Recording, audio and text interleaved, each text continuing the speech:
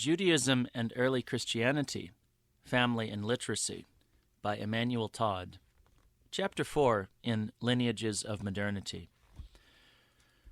Neither Judaism nor Christianity emerged in societies whose family systems were complex, dense, clearly patrilineal, or matrilineal. But to understand this fact, we must first get rid of the image of the family as projected by the Bible. This is a subject about which I personally have made many mistakes, having been hypnotized, like so many others, by biblical genealogies. In the Bible, primogeniture organizes the separation of peoples and the genesis of Israel on the basis of a single humanity begun by Adam and Eve.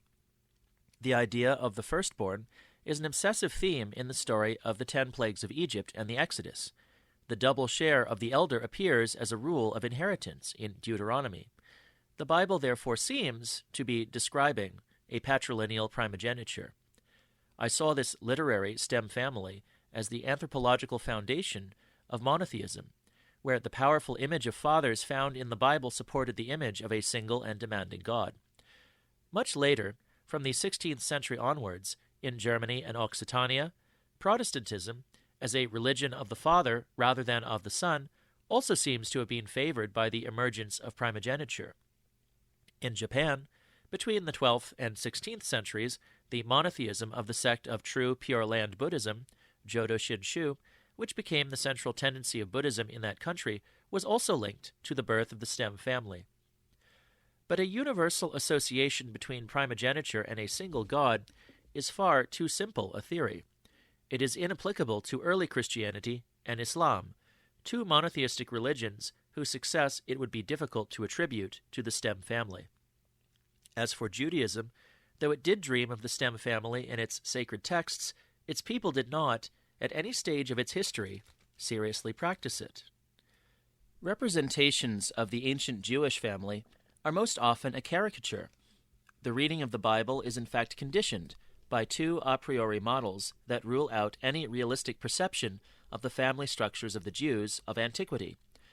First, there is the standard model of family history, which searches in the past for complex structures and continually comes across the emergence of the nuclear family wherever it looks. Then there is the Bedouin model that observes the nomadic Arabs of the Near East and finds a patrilineal, communitarian, and endogamous family, which it tries to see as a belated form of Abraham's wandering family. If we add Jacob's marriage with his matrilateral female cross-cousins, Leah and Rachel, it becomes an open and shut case. The ancient Jewish family was patrilineal, communitarian, and endogamous. In France, a popular version of the stereotype can be found in André Chouraki's La vie quotidienne des hommes de la Bible, Daily Life in Biblical Times. There are, however, many scholarly forms of the same illusion. In 1991, Baruch Halpern gave us the full works, a clan organization, patrilineal and endogamous, that supposedly disintegrated to allow the nuclear family to appear, and with it, of course, individualism and moral responsibility. This happened in Judea between Hezekiah, 727 to 698 BCE, and Josias, 639 to 609 BCE. Halpern studiously ticks all the boxes of the standard model. He does not forget the parallel between the ancient Jewish family and the families found in Arab villages in the present state of Israel. The Judean religious revolution of the 7th century, one king, one holy city, one temple, one God, was of course in his view one manifestation of the rise of individualism. This preconception about the nature of the family poisons all literature about ancient Israel. It even affects the work of the great archaeologists and historians who, over the last 15 years, have freed us from the biblical narrative, demonstrating that the journey of the patriarchs from Ur, then the exodus from Egypt, and finally the powerful kingdom said to have preceded the division into a northern state, Israel, and a southern state, Judea, are just literary myths. The Bible Unearthed by Israel Finkelstein and Neil Asher Silberman, and Israel's History and the History of Israel by Mario Liverani are based on a reality independent of the Holy Text, namely the peoples of Palestine in the Iron Age, i.e. from the 12th century BCE. But these impressive works are still influenced by notions of clan and lineage drawn from the old social anthropology. And these concepts are projected onto the past by historians who, even when they do not explicitly say so, have the patrilineal clan in mind, and who are probably unaware of the existence of fluid and undifferentiated forms of kinship. Primogeniture, although benefiting the older son, could have served as a warning to all concerned, as this element of family and domestic organization most often corresponds to kinship systems that anthropologists describe as bilateral or undifferentiated in Germany, Japan, and elsewhere. Biblical genealogies certainly exist, and in the Bible, they are predominantly patrilineal. But the Bible is not a field monograph patiently assembled by a Cambridge anthropologist. It was and remains a religious, family, and ethnic project, written over a long period of time. Only direct observation, by other means and thanks to other sources of the real Israelite, Judean, or Jewish populations between the Iron Age and the beginning of our 3rd millennium CE, can allow us to say whether this biblical blueprint has ever been implemented in the Promised Land or in the world of the diaspora. The Jewish nuclear family of original times. Christophe Le Mardelet has managed to see things from another and truer perspective. In a pioneering article, he accepted the inverse model of family history and observed the actual data provided by archaeology and by the texts. He hypothesized a shift in the ancient Jewish family from nuclearity to complexity. All the conditions for the application of the inverse model of family history are indeed met, and in particular the clearly peripheral and conservative character of the land of Canaan within the Near East. The patrilineal principle emerged in Mesopotamia in the 3rd millennium BCE. It spread westward, but only with great difficulty penetrated the highlands of ancient Israel. The small houses of the early Iron Age, around 1000 BCE, excavated by Israeli archaeologists, could contain only nuclear families. So why should we imagine anything other than a delay in the acquisition of primogeniture and the first patrilineal principle by these backward populations living on the margins of the Fertile Crescent in the highlands? 2,500 years later, the Alawite, Druze, and Christian Maronite populations, which occupy the heights immediately to the north, are still characterized, when compared to the patrilineal, communitarian, and endogamous world of the surrounding lowlands, by archaic characteristics: residual nuclearity, a higher status of women, weaker endogamy, and inheritance systems that retain non-egalitarian traits. James George Fraser noted in the biblical account a contradiction between the obsessional rule of primogeniture and the actual form of succession practiced by the characters involved, who are forever transgressing this rule. The archetype of this literary figure is the stealing of Esau's birthright by Jacob, with the help of his mother. There are many examples of heirs who are not elder sons, and of women who are stronger than men. The specific role of the lastborn is typical of the original nuclear family. Fraser called it natural, a system in which the youngest child is responsible for the parents because his elders have left one after the other to start their own families on new lands. Homo sapiens was mobile, early agriculture was expansive. To explain the contradiction, Fraser postulated an ancient nuclear family, the functioning of which was not understood by the later writers of the Bible. In his view, the scribes invented legends to explain the role of the younger sons, a role that appeared to them as the expression of a dysfunction in the normal system of primogeniture. The explanation can perhaps be applied to the genealogies of the kings. Archaeologists have very recently shown that Solomon's kingdom was in reality neither very great nor very glorious, and he himself was not actually David's eldest son. The patriarchs, those literary characters, were simply invented. However, there is nothing to stop us imagining, even more simply than Fraser does, a contradiction that was still a live issue at the time the Bible was written. Primogeniture was then a new concept, one that penetrated the scribes' culture from above, while the undifferentiated nuclear family of the Judeans resisted this innovation. This tension can be found in the form of religious myths in this or that part of the Bible. The Neo-Assyrian and Neo-Babylonian epoch, primogeniture and patrilineality. Let us try out a chronology that would take the double share of the elder son in Deuteronomy as its main pointer. The rule is very specific, and as such could lead us to a very simple origin. It was, in the Near East of the first millennium, extremely commonplace, having spread everywhere from Sumer. It affected the law codes of the Neo-Assyrian Empire. We can therefore imagine either that the Israelites acquired it from their contact with the Assyrians, who destroyed the kingdom of Israel in the north in about 720 BCE, or that it was later adopted by the exiles of Babylon after their deportation by Nebuchadnezzar in 598 and 587 BCE. The return from exile was even later, extending, according to Liverani, from 539 to 445 BCE. Now, specialists agree that Deuteronomy was composed between the 7th and 6th centuries BCE, and Deuteronomy includes the double share. At that time, Babylon's inheritance rules had already been egalitarian for quite some time. An acquisition of primogeniture resulting from the confrontation with the Assyrians, which lasted from 859 to 627 BCE, seems much more likely. But it is also clear that the Jews who later returned from Babylonian exile, liberated by the Persian conquest, were obsessed with lineage and blood purity. They took back control of Jerusalem and Judea and rebuilt the temple, consecrated in 516 BCE.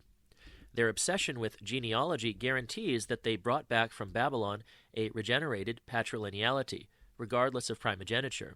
So overall, we need to imagine the whole of the Neo-Assyrian and Neo-Babylonian phases as the time when a patrilineal ideology spread towards Palestine, then more precisely to the south, towards Judea. The persistent centrality of primogeniture proves that this patrilineality, however, never went beyond level 1, the form that, in general, does not lead to a questioning of the bilaterality of the system of general kinship. What we must postulate for Israel in the period from the 7th to the 4th centuries is an attempt to superimpose primogeniture onto an undifferentiated family and kinship system. Did the peasants of Judea reach the stage of a fully developed stem family with co-residence of generations within the household? This is doubtful. Neither the Assyrian conquest of the kingdom of Israel in the north, nor the Babylonian conquest of Judea in the south was the kind of conquest that structure rural life in a good way. The deportation of those who worked the land by the Assyrians and the deportation of the elites by the Babylonians cannot fail to have created chaos in the towns and countryside. Primogeniture, therefore, probably never affected anything other than the religious or ideological sphere. This is important, but it excludes the hypothesis of a Judean rural society organized at any time by the stem family. Hellenistic and Roman times, a bilateral reversion. With the conquest of the Persian Empire by Alexander between 334 and 328 BCE, the political and cultural wind changed direction. From the Assyrians to the Persians, it had blown patrilineality from east to west.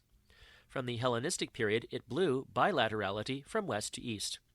In the Hellenistic era and then in Roman times, the entire Mediterranean basin was engaged in a general reversion of the systems of kinship towards bilaterality, which we are forced to observe even though we cannot fully explain it. Systems in the process of patrilinealization swung back to a relative equivalence of men and women. Classical Greece and Republican Rome had patrilineal family systems. The Athens of Pericles confined women to gynecia. The Romans certainly respected their wives more, but the Roman gens was a patrilineal clan, agnatic according to Latin terminology, and as we said above, as an institution it came with the usual potential for predatory expansion. Even Egypt, which was still relatively feminist, had seen an embryo of male primogeniture develop in its upper classes several times over. But in the Hellenistic period, as Sarah Pomeroy notes, the situation of women started to improve. According to William Harris, girls' education started to be a matter of interest for families. The growth of gender equality was particularly spectacular in the Hellenistic Egypt of the Ptolemies. I have studied in detail the nuclear and bilateral reversion of the Roman family and kinship system under the empire in L'origine des systèmes familiaux. Finally, in 533 CE, the Code of Justinian enacted equality in inheritance for boys and girls. Though first written in Latin, this text was promulgated in Constantinople, the heart of an empire in which Greek was now the spoken language. Judea, brought into the sphere of domination of the Hellenistic kingdoms, the Ptolemies and the Seleucids, and then part of the Roman Empire, must have been affected by this reversion to bilaterality. we have to accept at the very least that its evolution towards patrilineality was arrested. This is indeed what we observe with the development of the rabbinic Judaism that followed the destruction of Jerusalem and the Second Temple by the Romans in 70 CE. Patrilineal and matrilineal traits begin to coexist in Jewish texts. We must be aware, however, that at that time the populations of the diaspora in Egypt, Syria, Asia Minor, and secondarily Rome were already demographically more important than Judea.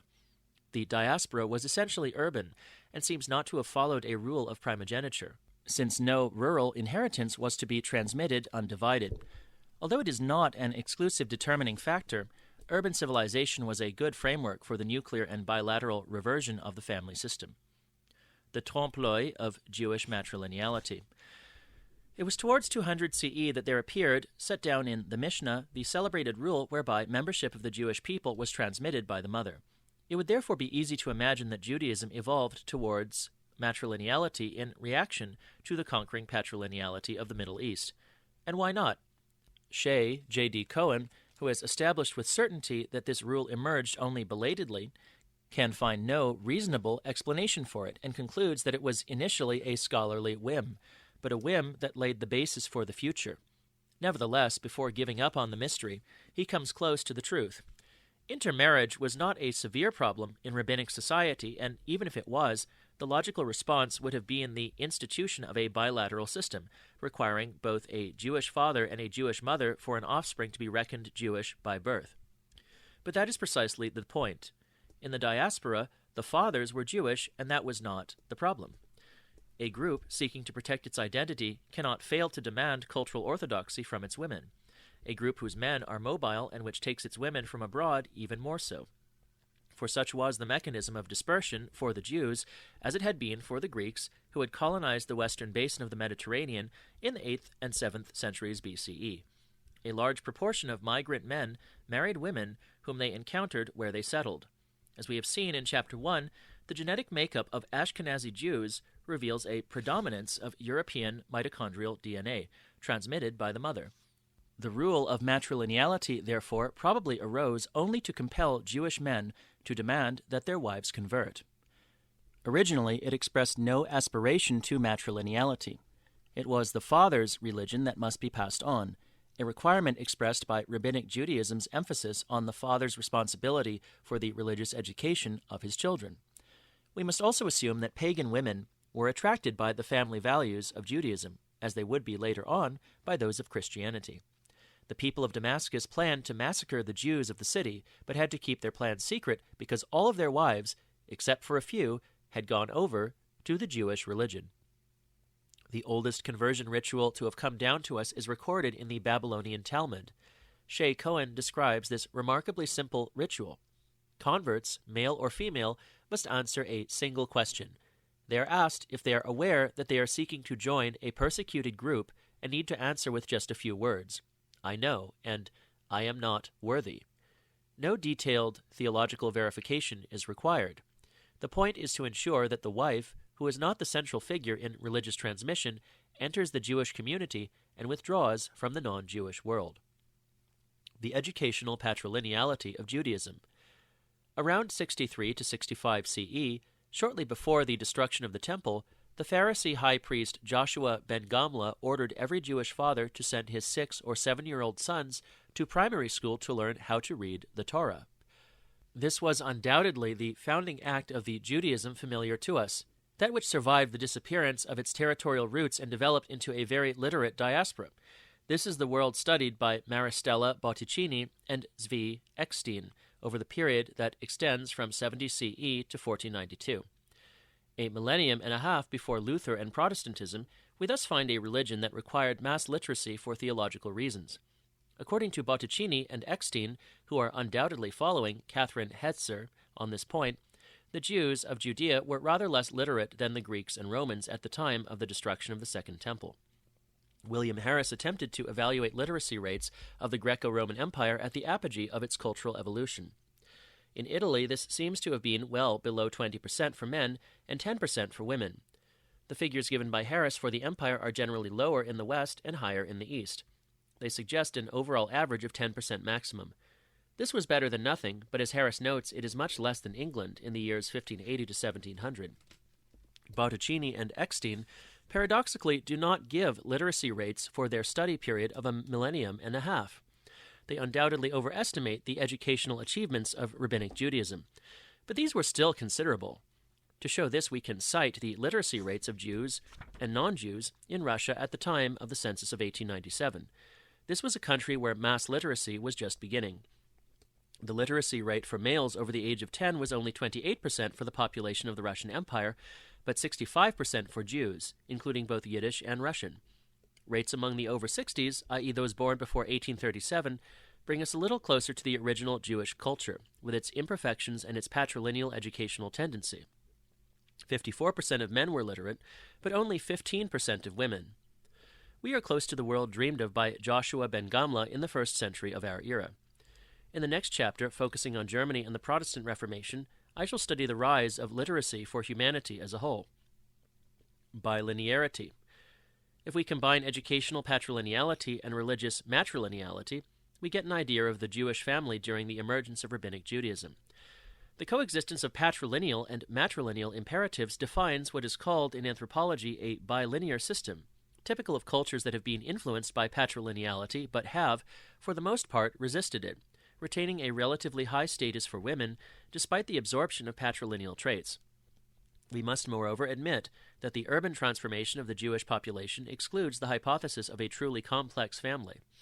What we know about the Jewish way of life in its various adaptations from Iran to Morocco, from Spain to Russia, suggests the pragmatism of the undifferentiated nuclear family, temporary co-residence with the parents, the taking in of elderly forebears, the choice between geographical mobility and stability, the intensity of relationships between siblings, and the absence of a strict principle of equality in the distribution of inheritance. A patrilineal bias is certainly evident in education, and a symbolic emphasis on primogeniture is maintained by a reading of the Torah. But overall, the family type remains nuclear and undifferentiated. Censuses of Jewish ghettos in Germany in the 17th century show nuclear households in houses structured by bilateral ties of kinship, expressed by the way that young couples sometimes opted for matrilocal and sometimes for patrilocal places of residence. As a result of the Russian environment further east, patrilocality was stronger. One must also assume a patrilineal influence of the environment among the Jews of the Arab-Persian world. The marriage model, however, reveals that a strong resistance was put up by the original undifferentiation of Jewish family culture. The tempered exogamy of Judaism. The endogamy of the Jewish people has often led to an erroneously endogamous representation of the Jewish family.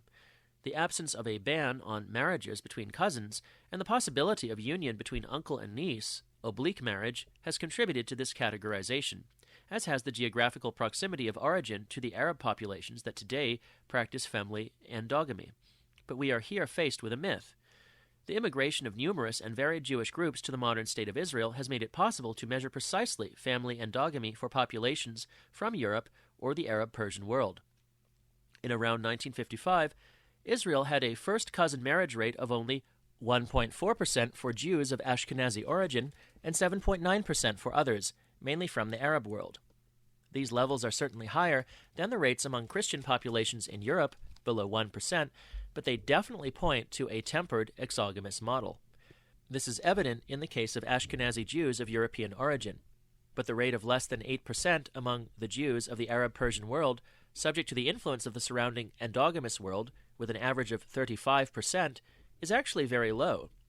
Moreover, Christians in the Middle East, explicitly exogamous before the Arab conquest, but subject to the same endogamous cultural pressure as local Jews, did not do any better. Miriam Klatt found that Christians in Beirut in 1986 had a rate of first-cousin marriages of exactly 7.9%. Jewish culture seems to have practiced, like that of Rome and many other populations, a de facto exogamy, which, without prohibiting marriages between cousins, generally avoided them. In The City of God, St. Augustine set out a theory of this unconscious exogamy. And with regard to marriage between cousins, we have observed that in our own time, the customary morality has prevented this from being frequent, though the law allows it. It was not prohibited by divine law, nor as yet had human law prohibited it. Nevertheless, though legitimate, people shrank from it because it lay so close to what was illegitimate, and marrying a cousin seemed almost to marry a sister. At this stage, we can define the Jewish family system as undifferentiated and nuclear, differing from the original type of Homo sapiens only in its patrilineal inflection and in its rarely realized dream of primogeniture. The true Jewish family innovation, the protection of children. The Jewish religion, however, modified the functioning of the undifferentiated nuclear model by introducing what were in ancient times completely new prohibitions on abortion and infanticide. The Bible strongly supports a high birth rate. It thus breaks with the pragmatic attitude of Homo sapiens, who, spontaneously Malthusian, thought in terms of a balance between population and subsistence, and did not feel bound by any "thou shalt not kill" if there was a food shortage. It is reasonable to assume that this innovation provided the ancient Jewish population with a high birth rate, which partly explains the level of emigration and the numerical growth of the diaspora even before the Roman conquest. Jewish morality at the end of the 1st century, seen by Flavius Josephus and Tacitus. Both Josephus the apologist and Tacitus the critic mention the rejection of infanticide. Flavius Josephus captures the mixture of respect for women and the patrilineal inflection that underlay it. Tacitus is worried about conversions and reveals, by denouncing them as abominations, which innovations might attract people to Judaism: internal group solidarity, morality, and respect for children. Flavius Josephus, against Apion, circa 93 CE. But then, what are our laws about marriage? That law owns no other mixture of sexes but that which nature hath appointed, of a man with his wife, and that this be used only for the procreation of children. But it abhors the mixture of a male with a male, and if anyone do that, death is its punishment. It commands us also, when we marry, not to have regard to portion, nor to take a woman by violence, nor to persuade her deceitfully and knavishly, but to demand her in marriage of him who hath power to dispose of her, and is fit to give her away by the nearness of his kindred. For, says the Scripture, a woman is inferior to her husband in all things. Let her therefore be obedient to him, not so that he should abuse her, but that she may acknowledge her duty to her husband, for God hath given the authority to the husband. A husband, therefore, is to lie only with his wife, whom he hath married. But to have to do with another man's wife is a wicked thing, which if anyone ventures upon, death is inevitably his punishment. No more can he avoid the same who forces a virgin betrothed to another man, or entices another man's wife. The law, moreover, enjoins us to bring up all our offspring, and forbids women to cause abortion of what is begotten, or to destroy it afterward. And if any woman appears to have so done, she will be a murderer of her child, by destroying a living creature and diminishing humankind. If anyone therefore proceeds to such fornication or murder, he cannot be clean. Moreover, the law enjoins that after the man and wife have lain together in a regular way, they shall bathe themselves, for there is a defilement contracted thereby, both in soul and body, as if they had gone into another country. For indeed, the soul, by being united to the body, is subject to miseries, and is not freed therefrom again but by death. On which account the law requires this purification to be entirely performed. On the education of children, nay, indeed, the law does not permit us to make festivals at the births of our children, and thereby avoid occasion of drinking to excess, but it ordains that the very beginning of our education should be immediately directed to sobriety. It also commands us to bring those children up in learning, and to exercise them in the laws, and make them acquainted with the acts of their predecessors, in order to their imitation of them, and that they might be nourished up in the laws from their infancy, and might neither transgress them, nor have any pretense for their ignorance of them. Tacitus, Histories, 106-107 CE. For all the most worthless rascals, renouncing their national cults, were always sending money to swell the sum of offerings and tribute. This is one cause of Jewish prosperity. Another is that they are obstinately loyal to each other, and always ready to show compassion, whereas they feel nothing but hatred and enmity for the rest of the world. They eat and sleep separately. Though immoderate in sexual indulgence, they refrain from all intercourse with foreign women. Among themselves, anything is allowed. They have introduced circumcision to distinguish themselves from other people. Those who are converted to their customs adopt the same practice, and the first lessons they learn are to despise the gods, to renounce their country, and to think nothing of their parents, children, and brethren. However, they take steps to increase their numbers. They count it a crime to kill any of their later-born children, and they believe that the souls of those who die in battle or under persecution are immortal. Thus they think much of having children and nothing of facing death. The Christianity of original times. When we think of Christianity in relation to Judaism, we try in general to grasp the metaphysical innovations of the religion founded by Christ and St. Paul. Two latent but never dominant concepts in pre-Christian Judaism, the immortality of the soul and openness to non-Jews, immediately spring to mind. The quotation from Tacitus presented in the box contains these two elements, since it targets converts to Judaism and mentions the immortality of the souls of warriors and the tortured. We can also sometimes wonder whether, in these words, Tacitus is aiming his criticism at Jews or at Christians, between whom, at the time, there was barely any difference. According to Flavius Josephus, Jewish sects differed in their ideas about immortality. Essenes and Pharisees granted it to the souls of the righteous, but the Sadducees denied it. For him, all are Jews. From many sources, we also know that conversions to Judaism were common at various times in antiquity. The immortality of the soul and the conversion of non-Jews could therefore have fundamentally constituted only options within Judaism. In this regard, Christianity was just one sect among others. On the other hand, while the Christian rejection of circumcision and food prohibitions distances us from metaphysics, it brings us closer to a sociological perception of religion. Regardless of any conception of the hereafter, the abandonment of circumcision and food prohibitions abolishes the idea that the Jewish group was separated from the rest. What can we learn from a comparison between the two religions, the mother and her daughter, when we look at the way they viewed the family? Christianity comes from a Jewish background in the context of the Greco-Roman world, and its initial association with the nuclear family has never posed any problem of interpretation. It has often been noted, indeed, that the Gospels radicalize the nuclear characteristic of the ideal family. Jesus' message is explicitly anti-familialist, and the brother shall deliver up the brother to death, and the father the child, and the children shall rise up against their parents, and cause them to be put to death. And ye shall be hated of all men for my name's sake, but he that endureth to the end shall be saved.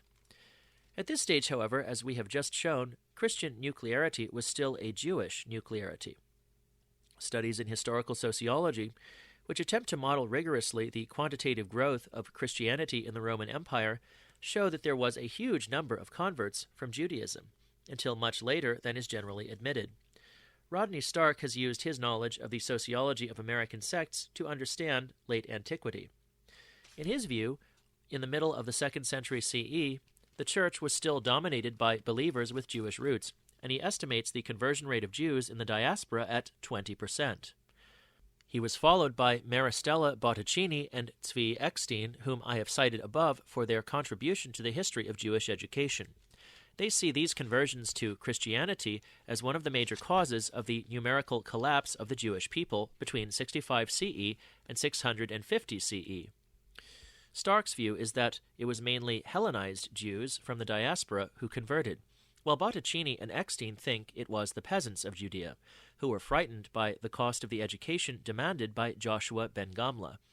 The Botticini-Eckstein model provides an efficient explanation for the near disappearance of the Jewish population in Palestine. But the geographical coincidence between the map of early Christianity and that of the Jewish first-century diaspora essentially proves that Stark was right. The closeness, up until the foundation of the modern state of Israel, of Jewish and Christian communities at the extremities of the sphere of ancient Christianity, as in Ethiopia or Kerala in southern India, suggests a Christianity that emerged out of diaspora Judaism, i.e., is evidence that Christianity sprang from an essentially Jewish anthropological matrix. Christian Innovation 1. Radical Exogamy. We must note, however, that the earliest Christian representation of the family, the couple and their children, the high status given to the wife, combines and crystallizes all the current developments in the Roman Empire of the first centuries of our era. Even before the emergence of Christianity, as we have seen above, Jews, Greeks, Egyptians, and Latins all seem to have embarked on a common reversion of the family to its nuclear stage, and of kinship to its undifferentiated stage.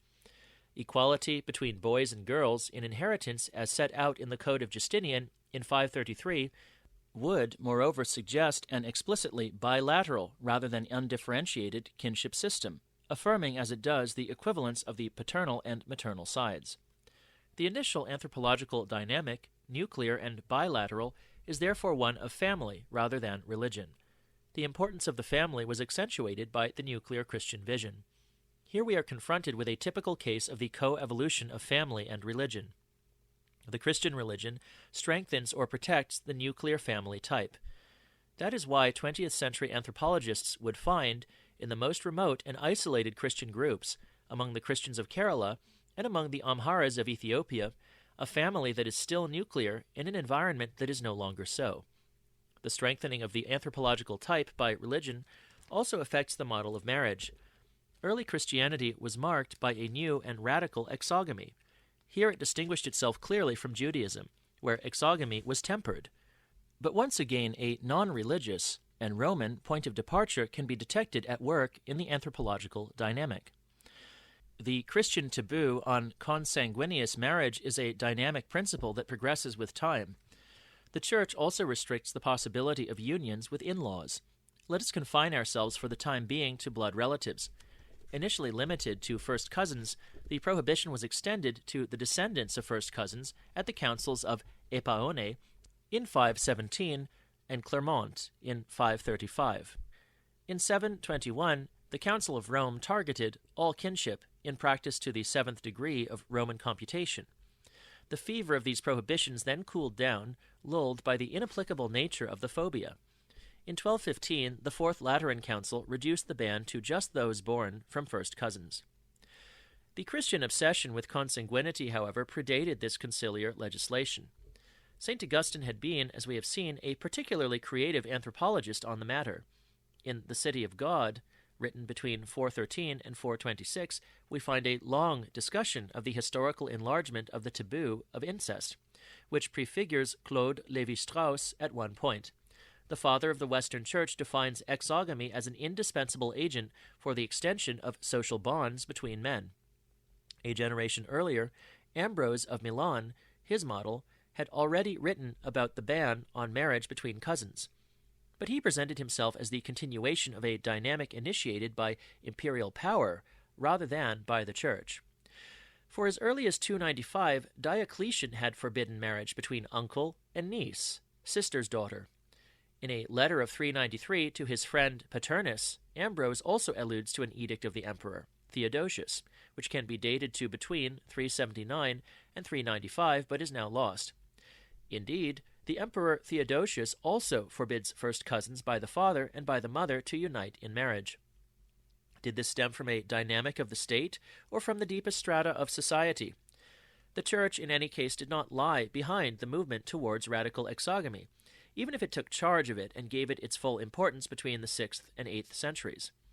Here again, as in the case of bilaterality, we can speak of co-evolution, of an initial family dynamic strengthened by religion. Western monogamy is another point of application, even if monogamy was already an absolute rule, not tempered, among the Greeks and Romans. The Church nevertheless made it a central element of its doctrine, consistently and vigorously forcing German invaders to abandon the tempered version of monogamy that characterized them. Ashkenazi Jewish culture, born in the Moselle and Rhine valleys in the 10th and 11th centuries, also gave up the occasional polygyny permitted by the Bible. Christian innovation 2. Feminism. I mentioned above the rise in the status of women in the Hellenistic and then Roman worlds from the 2nd century BCE onwards. Here again, the Christian feminist transformation first appears as an effect of the change in family structure before becoming a cause of its intensification. In actual fact, the high status of women, absolute monogamy, bilaterality, and radical exogamy constitute a systemic whole in motion. The role of women in the conversion to Christianity of the middle and upper classes of the Roman Empire is a historical commonplace. Its central symbol is the irresistible emergence of Mary in Catholic worship. Alexander of Alexandria was the first to define her as Theotokos, Mother of God, in 325. This title was confirmed by the Council of Ephesus in 431. Peter Brown, followed in this respect by Rodney Stark, gave a particularly detailed vision of the role of the Christian woman. In his view, she represented a gateway into Christianity for the pagan family, and conversion narratives tell of many husbands who were their wives' followers into the new religion. According to Brown, the predominance of women in the new religious movement becomes clear from 200 CE onwards. The Church encouraged widows, who in those days were often still young women, to remain chaste and not to remarry. When they were rich, they became benefactors of the Christian clergy.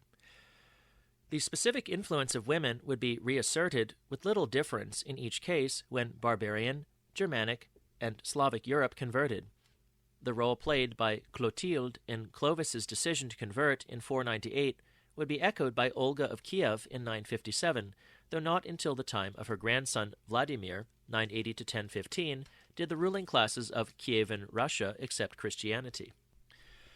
Note that the conversion of Kievan Russia to Christianity predated the acquisition of patrilineality by Muscovite Russia, and also predated the Mongol conquest.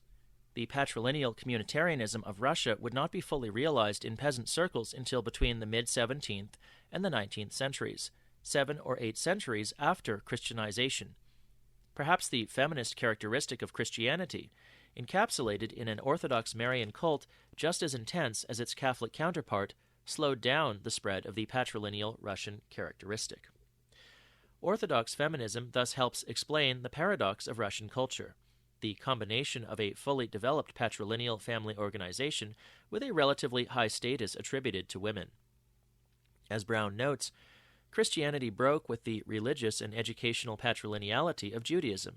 The rabbis, for their part, remained faithful to a conception of the study of the Torah that excluded women.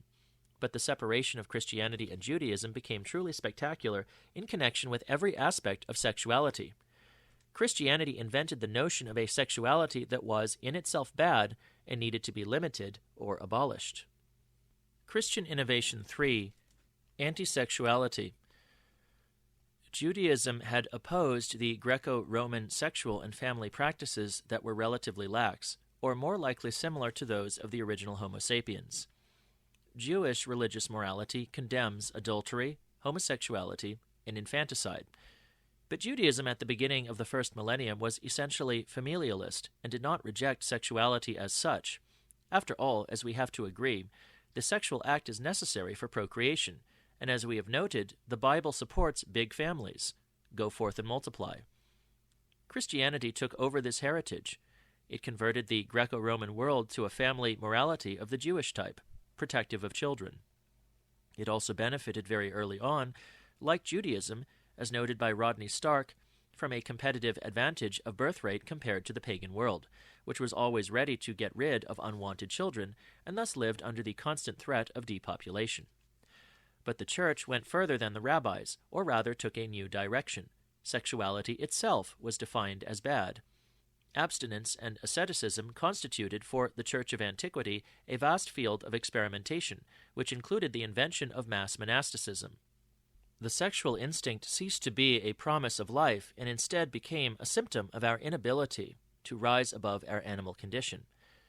To renounce sexuality meant asserting freedom from our impulses. Here we are very far from a conception of sexuality as liberating, as it was in the 1968 student movement. In addition, for women, chastity, irrespective of all metaphysics, would be the means to escape the risks of pregnancy and childbirth, i.e., in the context of the time, a way of greatly improving their life expectancy. The marriage age of women in upper-class Roman society rose in a Christian environment, and their mortality rate declined correspondingly. What we have here is a radically innovative religion, defining the chaste man and woman as essentially superior to the married couples who ensure the reproduction of the species, was a transformation of considerable violence. We will see in the following chapter how, from the 16th century onwards, it ended up affecting the family structures of Christian Europe, whether nuclear, stem, or communitarian. The Christian anthropological transformation was, as we have said, all of a piece. Chastity, feminism, absolute monogamy, and radical exogamy walked hand in hand. I will not venture to explore the deep psychological link between chastity and exogamy, the two elements that seem a priori the farthest removed in this list. I will simply note that St. Augustine himself instinctively connected them. And on this account, Even when the world was full of people, though they did not choose wives from among their sisters or half-sisters, yet they preferred them to be of the same stock as themselves. But who doubts that the modern prohibition of the marriage even of cousins is the more seemly regulation, not merely on account of the reason we have been urging, the multiplying of relationships so that one person might not absorb two, which might be distributed to two persons, and so increase the number of people bound together as a family, but also because there is in human nature I know not what natural and praiseworthy shamefacedness which restrains us from desiring that connection which, though for propagation, is yet lustful, and which even conjugal modesty blushes over, with anyone to whom consanguinity bids us render respect. Christian Innovation 4. Poverty as a limit experience. There is another innovative star in the Christian mental constellation, an unexpected one since it seems far removed from the anthropology of the couple. This new element is the love of the poor. Judaism, before Christianity, and Islam after it were concerned by the fate of people suffering economic difficulties.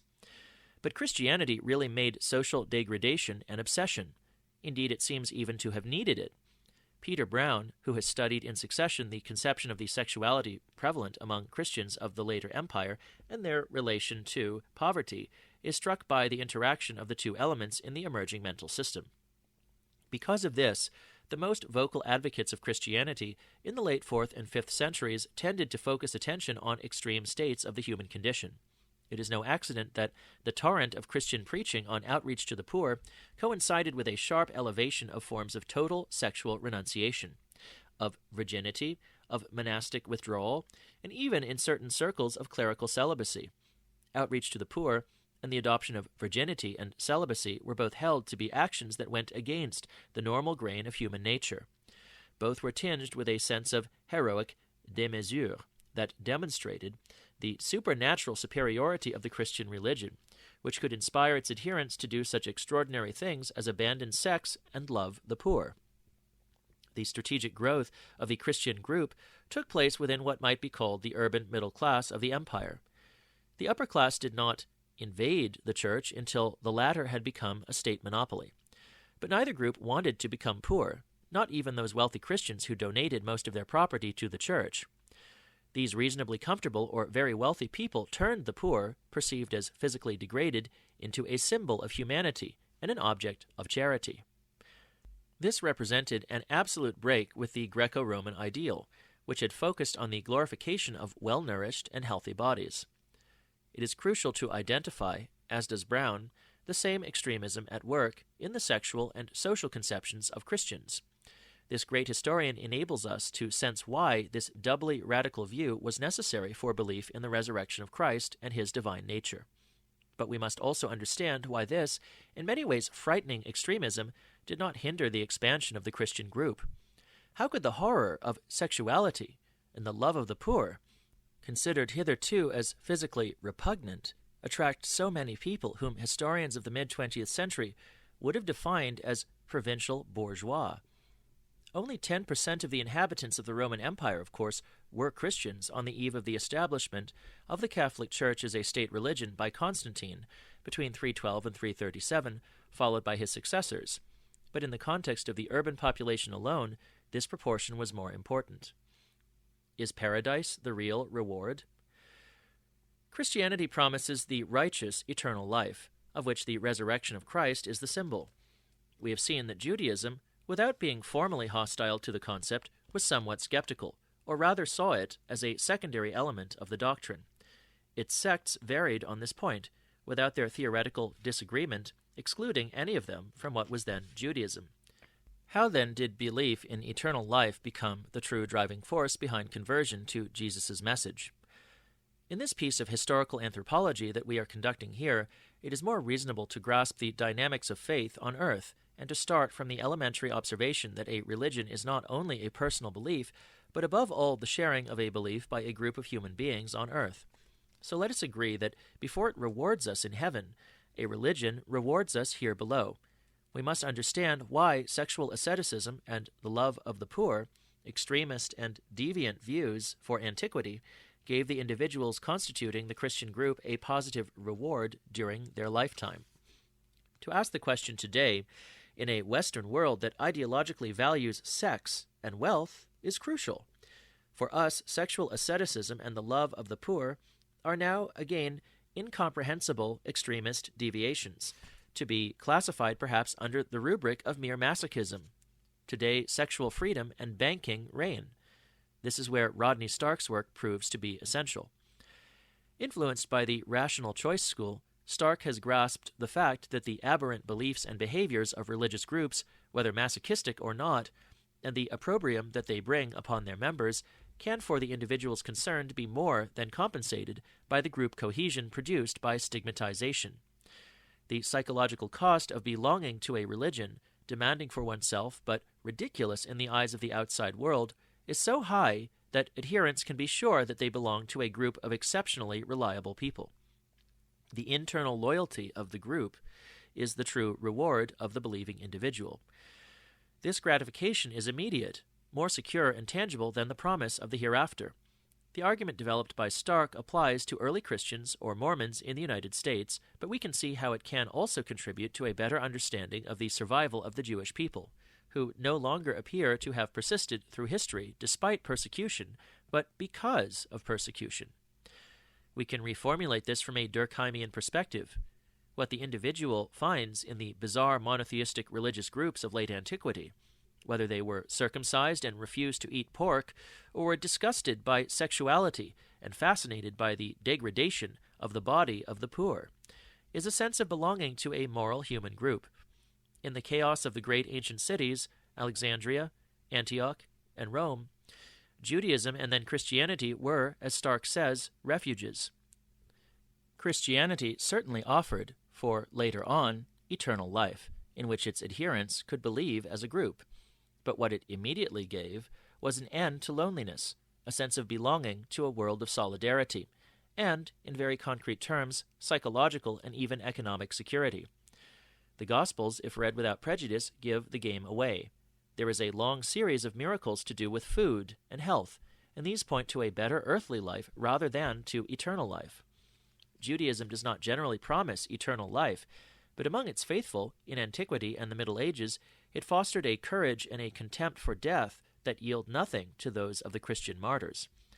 Its enduring power suggests that Homo sapiens is, in the end, more afraid of loneliness than of death.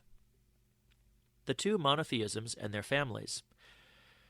In the case of Judaism, as in the case of early Christianity, we find an association with the nuclear family, an anthropological form less capable than the patrilineal clan of ensuring, in the context of the unbridled urbanization of late antiquity, the mental and physical security of its members.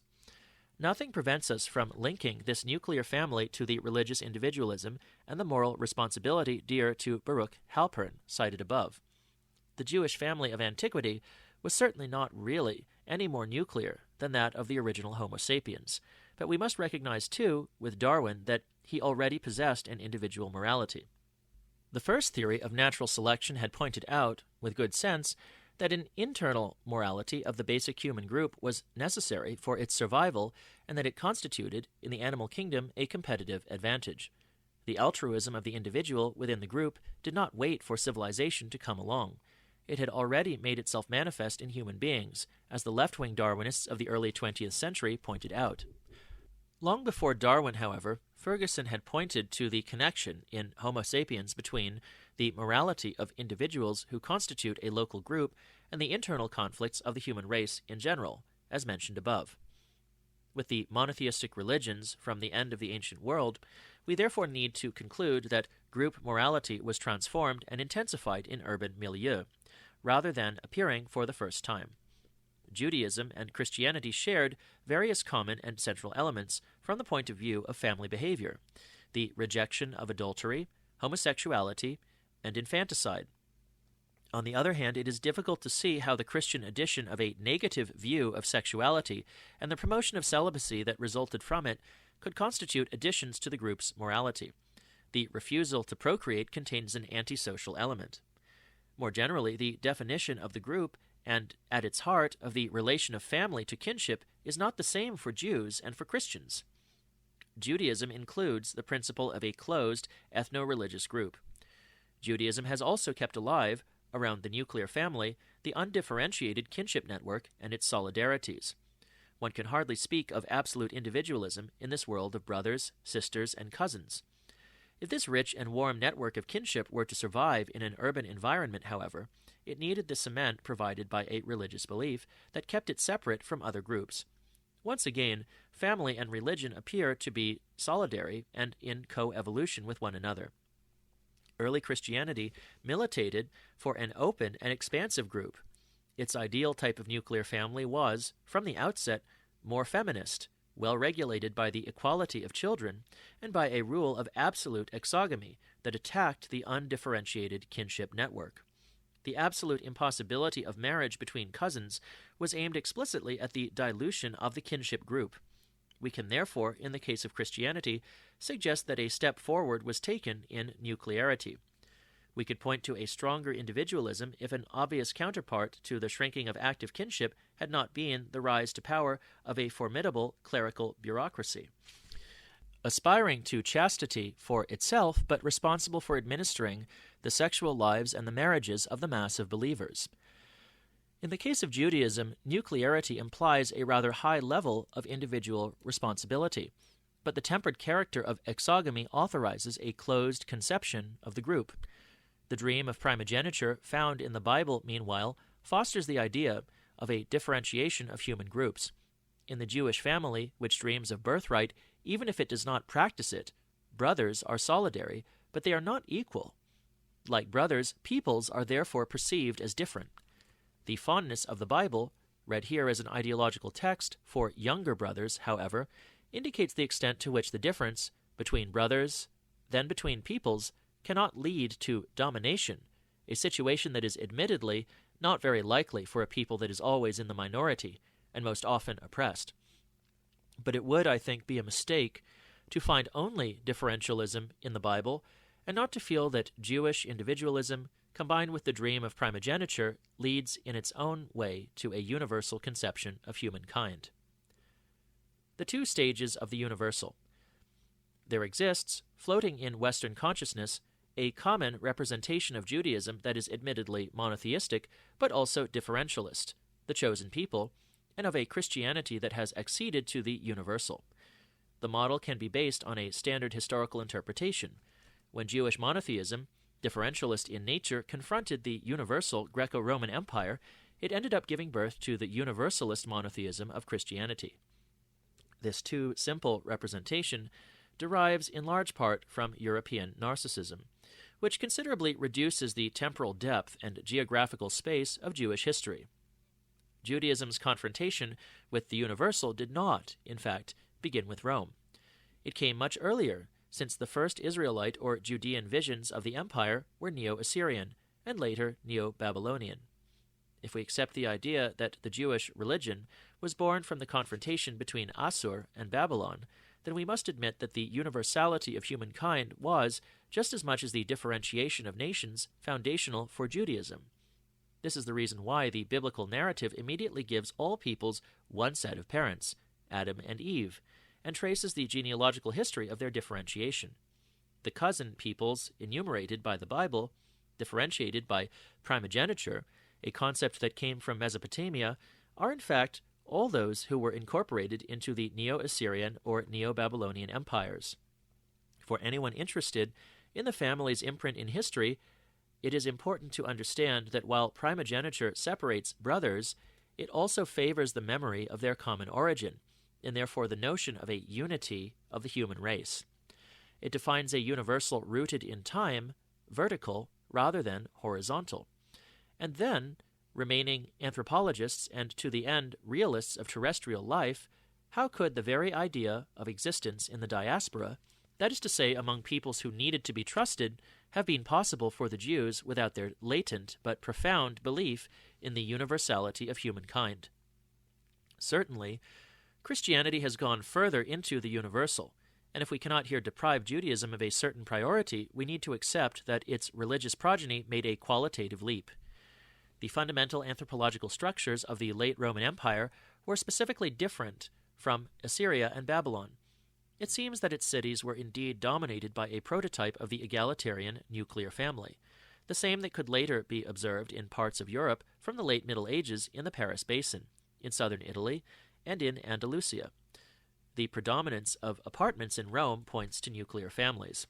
The equality of inheritance among all children, defined as we have seen by the Code of Justinian, seems to be something of a prefiguration of the French Code civil, which itself drew on collections of customs from the 16th century. OSF, pages 346 to 55. When Christianity imposed itself beyond the Jewish communities of the diaspora, it entered a family environment dominated by the idea of equality between brothers, and probably capable of taking further the idea of an equivalence between human beings in general. But here again an evolution of the family preceded that of religion, since the emergence of a nuclear and egalitarian Roman family preceded the Christian transformation of the empire.